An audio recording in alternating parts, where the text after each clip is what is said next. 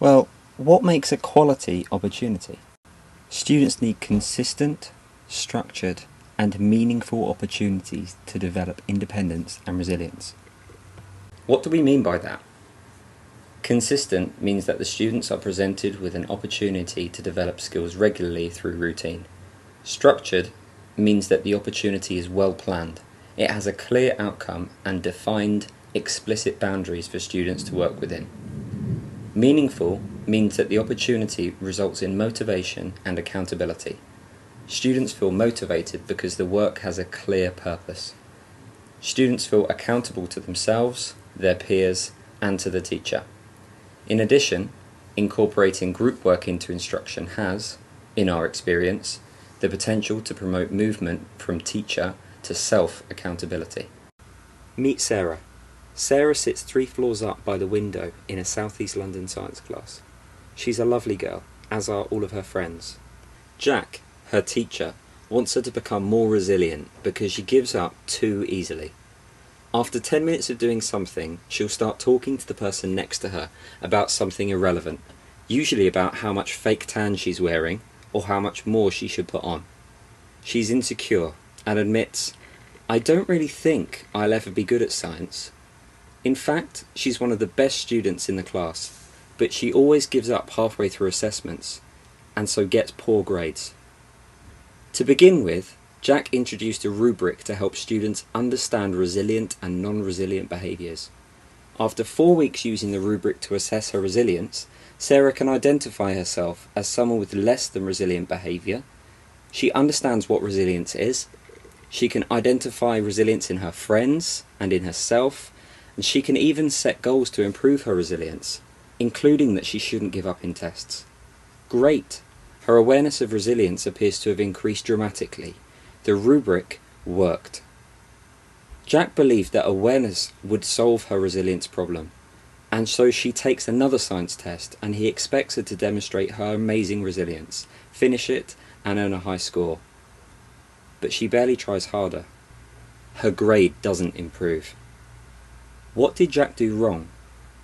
The opportunity offered Sarah was structured. She knew his expectations for the exam, and he had given her many exams before, so he could argue that he provided Sarah with consistency, but the opportunity wasn't meaningful. Testing didn't motivate her nor push her thinking. The test did not require emotional investment from Sarah, and it's likely that she would be more resilient in protecting her fake tan regime than her academic progress. As Jack's experience with Sarah demonstrates, we believe that we cannot build students' non-cognitive skills without giving them structured, consistent, meaningful opportunities to practice. Building awareness of the skills is a necessity, but it's not enough.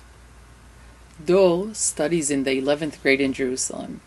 He lives with his mom and 2 siblings, works at the neighborhood pizza place, and comes to school. He's smart, friendly, and whenever he comes into a class, he lights up the room with his energetic spirit. That's why most teachers don't really know how to cope with him. He has been failing school pretty much since he started, and he hasn't written an entire paragraph yet. He typically sits in class, understands really quickly when he's listening, but doesn't do any of his classwork, and then fails the test. Avital started teaching Dole 2 years ago. He started to succeed, but only in her class. He linked his success directly to her. If Avital won't teach me, I will fail. Their relationship developed so that his best schoolwork was in Avital's lessons. But he did it for her, not for himself. Someday soon, she'll stop being his teacher. He will still have to continue succeeding without her support. Fortunately, Avital had to travel abroad for a week, so she left Dole and the rest of her students, telling them to teach themselves for a week. She had a supervising teacher there just to sit in the back of the class to make sure nobody died. Avital called it Independence Week. Dole and the rest of the class were in shock. They were scared. They thought it was a horrible idea. "The project will fail," Dole said. "We won't trust each other. I think it's a big mistake to have the project. and I won't succeed in the final test because of it. When Avital returned, she tested the class in order to see if they understood the material that Doyle taught them. In fact, they knew it better than if she had taught it. Doyle's lesson was apparently amazing. The student, who was usually the biggest pain of the class, came to class on time, was prepared. He stood in front of his classmates, taught them something they didn't know, answered their questions, made sure they all understood, and graded himself for the work he had done. It was amazing. Everybody was so respectful, he reported. I'm so proud of myself and of the class. I enjoyed teaching and felt that we managed by ourselves. I can't believe that I taught an entire class. 2 years ago, Doyle was filling 60% of his classes. This year, he had just one filled subject, PE. ליותר עצמאי השנה? אני מרגיש שכן, למרות שממש שאביטל עוזרת לי וגם שילדים מהכיתה עוזרים לי, אני מרגיש שעדיין הפכתי לקצת יותר עצמאי וקצת יותר עם אחריות, לשבת וללמוד לבד ולהכריח את עצמי ללמוד. במה אתה רואה שאתה יותר עצמאי? בזה אם פעם הם מכריחים אותי לשבת ללמוד, היום אני מכריח אחרים לשבת ללמוד ומכריח אותם לבוא ולעזור לי ושנלמד ביחד ולא אומרים לי בוא אתה וזה ומכריחים אותי. למה? למה אתה חושב שפתאום אתה לא נכשל בציונים? כי למדתי בעקביות יותר ויותר השקעתי, זה בעיקר העניין של עקביות ושהסתדרתי. So why did it work? Doyle was presented with a meaningful opportunity because it had a clear outcome and purpose.